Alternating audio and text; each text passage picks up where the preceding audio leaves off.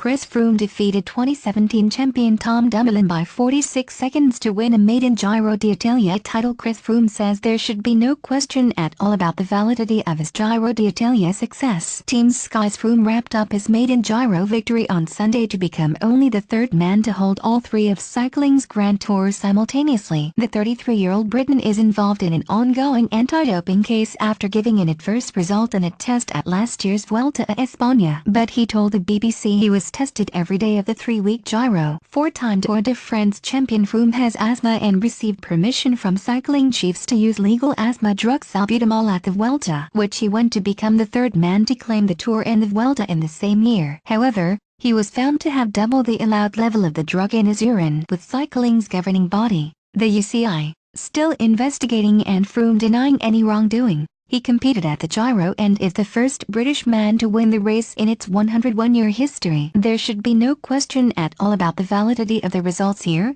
Froome told BBC Radio 5 Live on Monday. I am being tested absolutely every day, before the race and after the race. I know from my side, I've done absolutely nothing wrong and it's only a matter of time until that is clear to everybody. It's unfortunate for the sport and its image, but hopefully we'll get this result as soon as possible.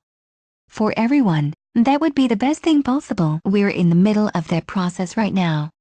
Froome's Grand Tour hat trick and the questions that linger. Bespoke podcast, The Fall and Rise of Chris Froome. This was the hardest victory. Chris Froome crashed during practice for the first stage of the Giro. Froome is the seventh man to complete a Grand Tour hat trick after adding Italian success to his 2017 Vuelta and 4 Tour de France wins. In addition, he joins Eddie Merckx and Bernard Hinault as the only riders to have held cycling's 3 most prestigious stage races at the same time. But he says the Giro was the toughest yet, having skidded out on a reconnaissance lap during the curtain racing time trial stage in Jerusalem, before another crash on stage 8.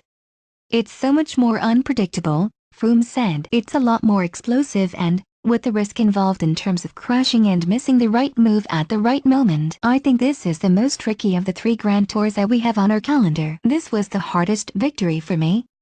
I've got no doubt. Froome tips Yates for success. Simon Yates, left, won 3 stages of this year's Giro. An extraordinary attack during stage 19 of the Giro led to Froome taking the leader's pink jersey from fellow Briton Simon Yates, who looked set for a maiden Grand Tour victory having worn the Maglia Rosa for almost 2 weeks. Mitchelton Scott's Yates eventually finished 22nd in the general classification, more than an hour behind Froome, but his compatriot believes it will not be long until the 25-year-old wins a Grand Tour. Obviously he's a rival of mine and I was trying to beat him, but for 2.5 weeks he was on top form and was amazing, Froome said.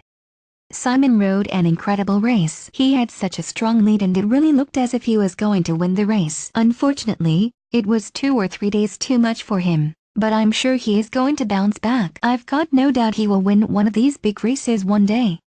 I want to be in the best shape possible. Froome's Tour. Barely 24 hours have passed since Froome's Giro success was confirmed, yet he is already looking ahead to the next challenge. The Tour de France begins on July 7th and the 5th victory for Froome would see him draw level with Merckx and Hinault, as well as Jacques Anquetil and Miguel Indurain, at the top of the record books for most wins.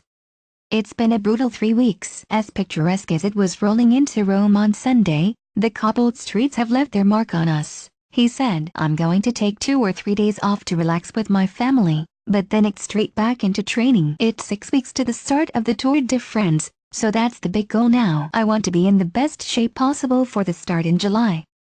Analysis. BBC Radio 5 Live Bespoke podcast. Pundit Michael Hutchinson. The way that people view the sport has changed. That straightforward heroism is much harder for people to accept, given the sport's recent history.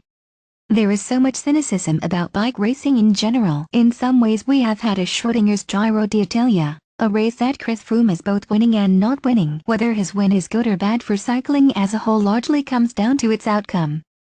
An enormous amount depends on the salbutamol case.